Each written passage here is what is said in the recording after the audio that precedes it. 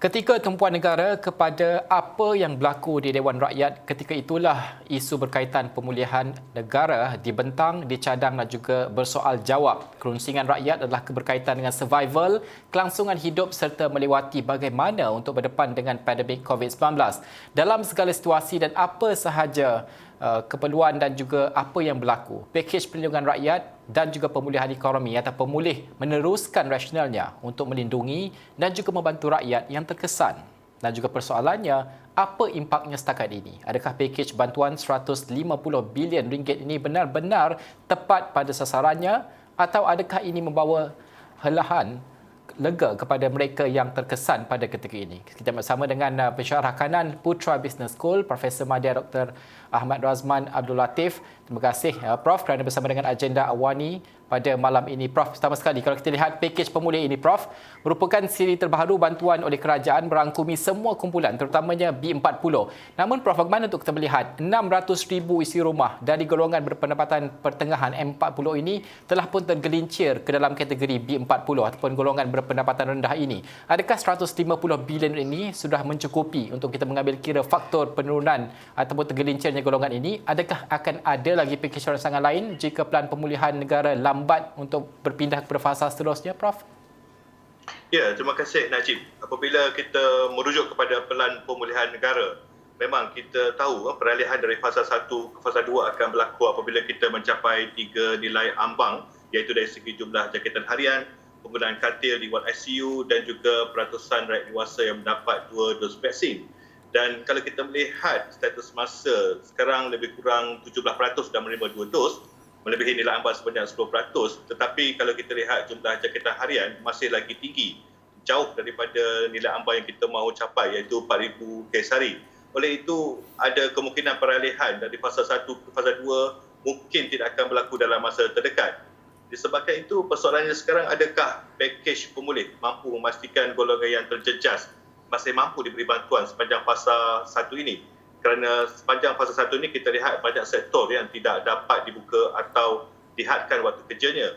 Dan selain daripada golongan B40 dan golongan rentan yang sentiasa menerima bantuan dalam setiap pakej bantuan, kita dapati bahawa kali ini golongan M40 juga sudah mula terkesan disebabkan ramai juga antara mereka yang kehilangan pekerjaan atau gaji dikurangkan. Dalam pakej pemulih ni kita lihat memang golongan M40 ni mendapat sedikit nafaslah kerana mereka boleh memohon pengeluaran caruman sebanyak RM5,000 di bawah Acitra. Mereka boleh memohon moratorium pinjaman bank selama 6 bulan dan ada juga moratorium insurans dan takaful. Dan kita lihat ada juga moratorium ke atas pinjaman PTPTN, CPA dan MARA juga turut diberi. Namun semua moratorium ini ada tempoh masanya dan jika sepanjang tempoh moratorium ini, jika golongan M40 tidak berjaya mendapat kerja baru atau masih tidak mampu memastikan pendapatan bulanan mereka melebihi perbelanjaan bulanan dan kita masih di fasa 1 pelan pemulihan negara, maka sudah tentu perlu ada lagi pelan pemulihan yang seterusnya. Kerana apabila moratorium berakhir dan Acitra berakhir dan M40 masih lagi ditakut lama, dan ini akan menyebabkan pendapatan mereka kekal rendah menyamai golongan B40 dan ini akan membawa satu masalah yang besar kepada negara kita.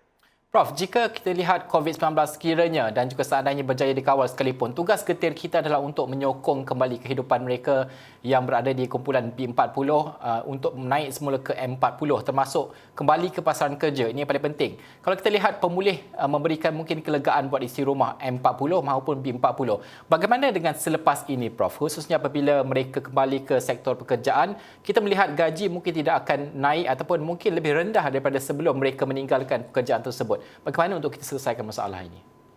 Ya, apabila kita memikirkan tentang adakah mereka boleh kembali ke sektor pekerjaan, saya ingin memetik ucapan Perdana Menteri dalam pakej pemulih baru-baru ini bahawa beliau menyebut bahawa 6 bulan pertama tahun ini sebanyak 243,000 peluang pekerjaan diwujudkan. Kalau kita lihat target belanjawan 2021 ialah mewujudkan 500,000 sebenarnya peluang pekerjaan baru, maknanya mungkin hampir separuh. Tapi kalau kita rujuk statistik terkini oleh Jabatan Perangkat Malaysia, kalau kita melihat pada bulan Mei 2021, jumlah mereka yang bekerja ialah 15.37 juta. Tapi kalau kita tengok pada Disember 2020, jumlah bekerja ialah 15.22 juta, iaitu pertambahan sebanyak 150,000. Namun kalau kita pergi ke belakang lagi, iaitu pada pada bulan Februari 2020, jumlah yang bekerja ialah 15.34 juta. Ini zaman sebelum pandemik. Kalau kita tengok sebelum pandemik dengan bulan Mei tahun ini, beza jumlah bekerja ialah pertambahan sebanyak 30,000 pekerjaan sahaja. Ini bermakna apabila Perdana Menteri menyebut pertambahan 243,000 pekerjaan itu adalah sebenarnya kembali mendapat balik pekerjaan yang hilang semasa pandemik. Dan kalau kita lihat pula jumlah yang menganggur masih tinggi, iaitu berjumlah 728,100, iaitu pertambahan sebanyak 17,100 sepanjang tahun ini. Dan kalau kita lihat juga satu lagi statistik yang terkini, iaitu kadar pengangguran siswazah juga telah melonjak kepada 4.4%, iaitu jumlah siswazah yang menganggur sebenarnya sekarang ini dah melebihi 200,000, 202,000. Dan apabila kita lihat semua ini, bahawa satu cabaran itu bukan sahaja nak mewujudkan pekerjaan baru, tetapi juga untuk memastikan mereka yang kehilangan pekerjaan kembali mendapat, mereka yang baru bergraduat boleh dapat pekerjaan baru, dan pada masa yang sama pekerjaan yang diwujudkan itu pula mampu memberi gaji yang lebih tinggi, kerana kita tahu sepanjang tahun lepas purata gaji telah jatuh. Dan inilah sebenarnya cabaran utama dalam pakej pemulih ataupun mana-mana pakej selepas ini, bagaimana kerajaan dapat benar-benar mewujudkan pekerjaan baru, bukannya dulu pekerjaan hilang kita just ganti dengan pekerjaan baru, tapi mewujudkan pekerjaan yang benar-benar baru, bukan saja kepada B40 tetapi juga M40 dengan gaji yang setimpal. Prof, itu yang Prof sentuhkan tadi, purata gaji dan juga upah bulanan susut sebanyak 9% untuk tahun 2020. Itu berdasarkan kajian oleh Dawson Theory, Jabatan Perangkaan Malaysia. Ini bukan tugas yang mudah untuk kita baiki keadaannya kerana dalam keadaan mencabar, pandemik, krisis kesihatan, krisis ekonomi. Dan ini mungkin memerlukan perancangan jangka masa panjang. Kita melihat dua perkara, iaitu satu RMK ke-12 dan juga kita melihat Belanjawan 2022. Apa mungkin tumpuan yang harus diberikan kepada kedua-dua perkara ini untuk setidaknya memberikan peluang pekerjaan dan memberi tumpuan kepada kenaikan gaji ataupun gaji yang lebih stabil kepada orang ramai? Ya, betul Najib. Purata gaji upah bulanan susut sebanyak 9% pada tahun 2020. Tapi kalau kita lihat dari segi penengah ataupun median, penyusutannya lebih besar, iaitu sebanyak 15.6%. Dan penurunan ini merangkumi segala aspek. Dari segi jantina, kedua-duanya lelaki perempuan menunjukkan penurunan gaji, bandar dan luar bandar, dua-duanya menunjukkan penurunan. Dari segi kategori pencapaian pendidikan juga menunjukkan penurunan di semua kategori. Malahan kalau kita lihat berbanding antara pekerja mahir, separuh mahir dan berkemahiran rendah, pekerja mahir yang menunjukkan penurunan gaji yang tertinggi. Oleh itu, kalau kita nak merujuk kepada RMK 12 ataupun Belanjawan 2022, penumpuan untuk menaikkan gaji ini harus bersifat holistik kerana semua terkesan. Dan kalau kita lihat, sebenarnya kemungkinan Belanjawan 2022 belum tentu dapat menyelesaikan masalah ini sepenuhnya kerana masalah ini dah lama. Kalau kita lihat sejak 2018, sudah berlaku kenaikan purata gaji yang semakin perlahan, sehingga akhirnya menunjukkan negatif, peratusan yang negatif pada tahun lepas. Masalahnya lebih bersifat sistemik lah, iaitu sebenarnya banyak perniagaan dan majikan tidak mampu menaikkan gaji pekerja mereka kerana kalau kita lihat komitmen hutang yang tinggi. Oleh itu, selagi pembiayaan kewangan untuk perniagaan ini masih berasaskan hutang, maka amat sukar untuk mereka menaikkan gaji pekerja mereka kerana mereka sentiasa terpaksa meletakkan sebahagian daripada pendapatan mereka sebagai kos membayar hutang bulanan. Oleh itu, kalau kita nak lihat kepada penyelesaian dia, mungkin kita kena orang kata fokuskan untuk perniagaan ini mendapatkan pembiayaan kewangan melalui pembiayaan equity. Kerana apabila berlakunya pembiayaan equity, kebajikan pekerja lebih terjamin sebab majikan tidak ada komitmen hutang yang perlu dibayar setiap bulan. Dan kalau peniaga masih juga mahu berhutang dengan institusi kewangan harus menilai pemberian pinjaman mereka itu. Adakah memberi pinjaman kepada peniaga ini untuk menyumbang kepada ekonomi tampak ataupun real ekonomi, ataupun pinjaman ini hanya untuk semata-mata mengambus hutang yang lama. Sebab kalau kita peniaga ini dia pinjam dan kemudian dia bayar hutang lama, ini tidak akan membantu ekonomi sebab. Tapi kalau mereka meminjam untuk menghasilkan produk baru atau mengembangkan perniagaan yang akan mewujudkan pekerjaan baru dan pekerja berkemahiran tinggi, ini yang akan membantu pekerja sebenarnya. Kalau kita lihat sebenarnya di bank komersial tempatan kita, rata-rata sebenarnya apabila mereka memberi pinjaman, rata-rata tidak menyumbang kepada ekonomi tampak. Tetapi kalau kita lihat di China sebagai contoh, 4 bank terbesar sebenarnya bila mereka pinjaman, mereka akan memastikan pembiayaan kewangan itu untuk sebenarnya pengembangan perniagaan dan bukan semata-mata untuk orang kata refinancing atau perstrukturan semula komitmen kewangan peniaga tersebut. Ya, itu berkaitan dengan rakyat kebanyakannya, Prof. PKS juga adalah yang paling dahsyat terkesan sekali ketika pandemik COVID-19 ini. Kalau kita lihat apa yang diperkatakan oleh Kementerian Pembangunan Usahawan dan juga Koperasi baru-baru ini dalam tinjauannya menunjukkan bahawa sekitar 580,000 perniagaan mewakili 49% daripada sektor perusahaan kecil, sederhana dan mikro berisiko untuk gagal, Prof, menjelang Oktober jika mereka tidak dibenarkan beroperasi pada masa ini. Kalau kita melihat kepada kes harian kita, mungkin dalam tempoh 2 bulan ini agak sukar untuk kita melihat perpindahan fasa PPN itu. Bagaimana untuk kita melihat dan membaca semua ini untuk memastikan bahawa PKSM ini tidak gulung tikar menjelang Oktober nanti, Prof? Ya, betul. Risiko PKSM ini untuk gulung tikar menjelang Oktober ini memang inilah realitinya kerana terutamanya melibatkan industri yang memang turut terjejas seperti hospitality, pelancongan, pengangkutan, hiburan dan perincitan. Dan kalau kita lihat tahun lepas juga PKSM sebenarnya telah kerugian 40.7 bilion, iaitu kalau kita lihat sumbangan PKSM kepada akademik negara telah merosot 7% kepada 512.8 bilion berbanding 553 bilion pada tahun 2019. Secara purata kalau kita tengok 1.15 juta syarikat ni, kalau kita banding dengan kerugian ni, seolah-olah setiap syarikat ni kerugian RM35,000 pada tahun lepas. Oleh itu penting kita mempunyai satu strategi yang fleksibel untuk pelan pemulihan negara ini. Tetapi ada orang kata dilema dia. Sama ada kita nak membenarkan sektor ekonomi dibuka lebih awal walaupun kadar jangkitan masih perlu turun, dan lebih-lebih lagi sekarang ni kita ada varian Delta yang lebih ganas dan juga kadar vaksinasi 2 dos kita yang masih rendah. Jadi kalau kita tidak mampu untuk membuka sektor ekonomi lebih awal, adakah kita memerlukan satu lagi pakej rangsangan fiskal? Dan persoalannya, adakah kerajaan masih ada ruang untuk memberi suntikan fiskal secara langsung? Dan disebabkan itu, saya melihat kerjasama semua pihak ni adalah penting. Semua kena turun padang untuk meninjau dan memantau PKSM yang terjejas ini. Dulu semasa kita dilanda krisis kewangan yang teruk semasa 97-98, kerajaan memang memantau segala jenis data dan statistik setiap hari. Sehingga mereka tengok berapa banyak motosikal dijual setiap hari. Dan sekarang kita ada unit laksana di bawah Kementerian Kewangan yang sentiasa memantau situasi ekonomi semasa. Dan kita ada teknologi dan bekalan data yang saya rasa lebih canggih sekarang. Jadi saya rasa tidak patut ada masalah untuk semua pihak bekerjasama mengesan syarikat-syarikat yang bermasalah, berbincang dengan mereka apakah jalan penyelesaian sesuai untuk mereka.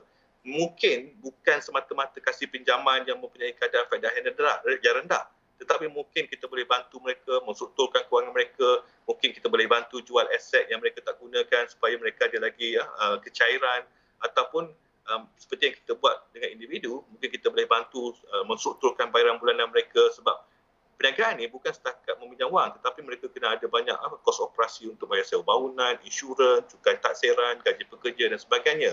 Dan ini yang sepatutnya harus dilakukan, bukan setakat bagi subsidi upah, bagi geran, dan kita harap mereka akan pulih. Tetapi sebenarnya kita kena turun padang dan teliti satu persatu masalah mereka itu. Ya.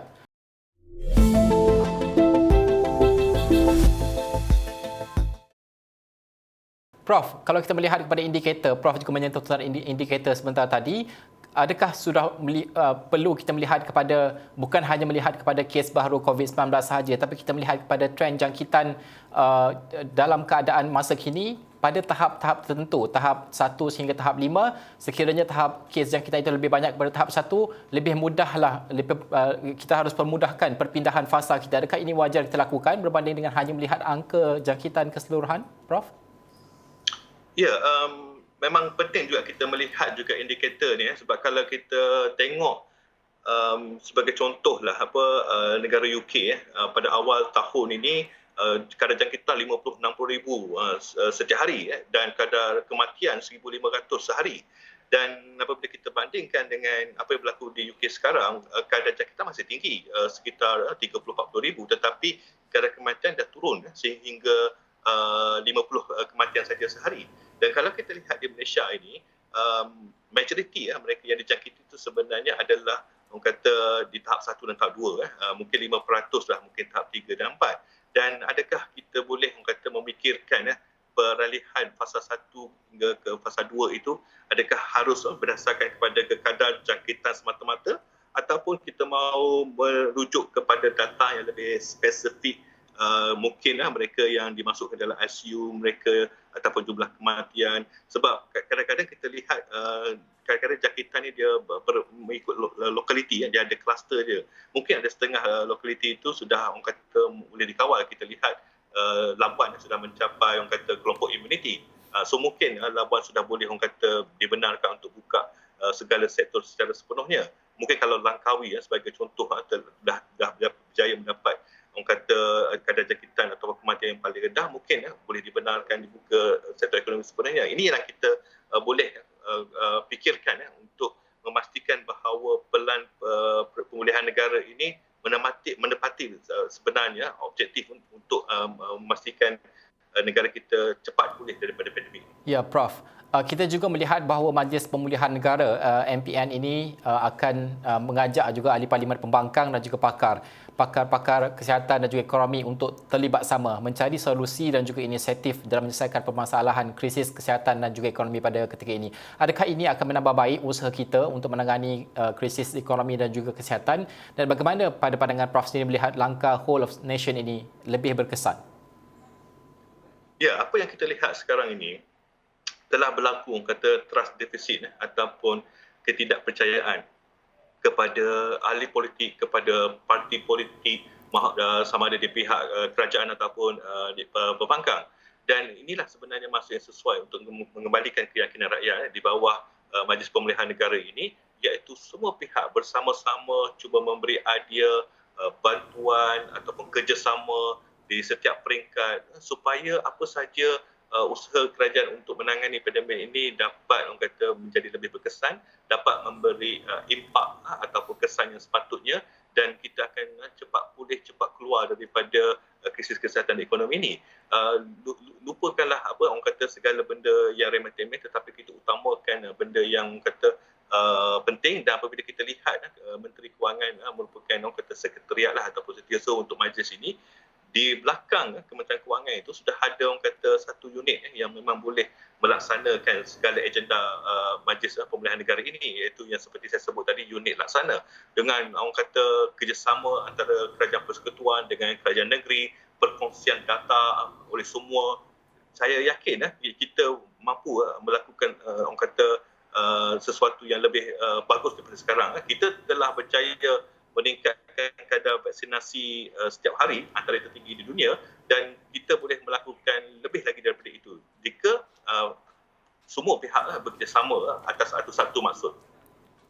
Prof, kalau kita melihat sudah pasti banyak berbilion ringgit dibelanjakan untuk suntikan ataupun pakej rancangan ini, meskipun mungkin suntikan fiskal secara langsung itu mungkin lebih sedikit berbanding dengan angka sepenuhnya, sudah pasti defisit fiskal ini memberikan tekanan kepada poket kerajaan. Dan dalam ekonomi semasa ini, Prof, kalau kita lihat kerajaan sudah pasti tidak dapat mengutip banyak wang ataupun cukai disebabkan oleh banyak perniagaan yang tidak pun boleh beroperasi pada ketika ini, fasa 1, fasa kedua pun, dan juga sudah pasti ini menjejaskan pendapatan mereka. Ini mungkin kita menyaksikan bahawa lebih banyak pinjaman akan dilakukan sekaligus, mungkin membawa kepada defisit fiskal yang lebih meluas lagi. Pada pandangan Prof sendiri, adakah cadangan yang sebelum ini mengatakan bahawa sudah tiba kita mengenakan windfall tax ataupun cukai keuntungan luar biasa ini kepada syarikat yang mendapat keuntungan luar biasa ketika tempoh pandemik, syarikat pengeluar sarung tangan getah sebagai contoh, perbankan dan sebagainya, adakah sudah tiba masa kita perkenalkan windfall tax ini? Ya, betul. Dulu ada cadangan untuk kata mengembalikan GST, namun mungkin tak sesuai sebab GST ini berdasarkan perbelanjaan rakyat. Rakyat tak berbelanja. Jadi mungkin kita tak dapat petik hasil yang banyak melalui GST. Dan kalau kita tengok windfall tax ataupun cukai laba ni memang satu contoh. Sekarang ni cukai yang dikenakan ke atas industri minyak sawit memberi hasil tambahan sebanyak 400 juta ringgit pada suku tahun pertama tahun ini, apabila harga minyak sawit meningkat kepada RM2,500 per tan, dan mungkin hasil itu akan lagi bertambah sebab sekarang harga minyak sawit meningkat kepada RM4,000 per tan. Tetapi setakat ini kalau kita lihat syarikat perbankan ataupun syarikat yang mengeluarkan tangan getah itu, tahun lepas mereka mendapat keuntungan berbilion ringgit dan sudah tentu kalau dikenakan cukai laba ni kerajaan akan mendapat hasil tambahan. Namun saya melihat sumbangan daripada cukai ini bersifat sementara saja sebab dia berdasarkan kepada peristiwa tertentu dan mungkin tidak begitu orang kata mampan. Mungkin cukai yang sesuai dikenakan adalah cukai ke atas kenaikan modal ataupun capital gain tax. Kerana kalau kita lihat sejak PKP dikenakan tahun lepas hingga sekarang, berlaku peningkatan yang ketara ke atas transaksi pembelian dan penjualan saham di Bursa Malaysia. Sekarang ni mana-mana pelabur yang menjual saham mereka di bursa dan mendapat keuntungan tidak perlu membayar apa-apa cukai. Mungkin kita boleh fikirkan cukai ke atas orang panggil capital gain tax ini. Namun saya juga berpendapat selain daripada mengenakan cukai baharu adalah penting untuk kerajaan mengawal perbelanjaan sama ada pembangunan ataupun operasi mereka supaya tidak berlaku keterisan. Saya melihat proses pemberian kontrak oleh kerajaan haruslah terus bersifat terbuka supaya kita pastikan setiap hasil kerajaan ini disalurkan tanpa berlaku pembaziran ataupun tiada unsur-unsur rasuah. Sebab kita lihat kebanyakan apabila dalam masa ni sebelum ni kita dalam darurat, bagaimana kerajaan membelanjakan hasil kerajaan itu tidak dapat dibentangkan, dibincangkan dalam parlimen. Jadi mungkin kita kena juga pastikan perbelanjaan kita ni dikawal. Tidak semestinya hanya fikir macam mana nak tambah pendapatan, tapi perbelanjaan juga harus dikawal. Prof, secara ringkasnya kita berbaki 2 minit lagi Prof. Bagaimana untuk kita melihat bahawa setiap langkah inisiatif ini perlu kita periksa semula, postmortem perlu dilakukan untuk melihat keberkesanannya. Adakah ini dilakukan dengan cermat dan juga adakah komunikasi postmortem ataupun kajian ini disampaikan secara meluas kepada rakyat secara ringkasnya? Ya, seperti saya sebut tadi, transparansi adalah penting apabila kita lihat proses pelan pemulihan negara, peralihan daripada fasa 1 ke fasa 2 haruslah orang kata betul-betul orang kata mudah untuk difahami oleh rakyat. Sebagai contoh, kalau kita pergi ke laman sesawang vaksin covid.gov.my, kita nampak peratusan mereka mendapat dos, tapi dos pertama, tapi kita tak nampak dos kedua dan kita tak nampak adakah penggunaan katil di ward ICU itu telah mencapai tahap sederhana ataupun biasa. Dan apabila banyak data diletakkan dan diberikan kepada rakyat, maka rakyat akan orang kata lebih semangat, akan terus berterusan mematuhi SOP, akan terus orang kata memastikan mendaftar untuk vaksin. Dan ini yang kita mahu, iaitu semua pihak bersama-sama mahu membantu kerajaan untuk kita benar-benar keluar daripada krisis ini, mula mencatatkan orang kata peningkatan dari segi pertumbuhan ekonomi. Dan apa yang saya lihat, kepercayaan, keyakinan rakyat antara dengan pihak kerajaan ini harus diperkukuhkan lagi. Ya. Tidak ada berselindung dan sebagainya. Okey Prof, tidak ada jalan mudah untuk kita menyelesaikan krisis berganda ini, krisis kesihatan, krisis ekonomi. Mungkin dalam sejarah Malaysia ini kali pertama kita berdepan krisis dahsyat ini, memerlukan fokus dan juga kerjasama semua pihak seperti yang Prof sebutkan tadi untuk menjayakan hasrat ini, untuk kita menjayakan dan juga yang penting memberikan keselamatan, menyelamatkan nyawa dan juga memberikan ruang pekerjaan, pendapatan kepada poket rakyat. Itu paling penting. Terima kasih Profesor Madya, Dr. Ahmad Razman Abdul Latif, iaitu pensyarah kanan Putra Business School untuk agenda Awani pada malam ini. Itu sahaja masa yang kita ada. Saya Najib Arif. Assalamualaikum. Salam hormat.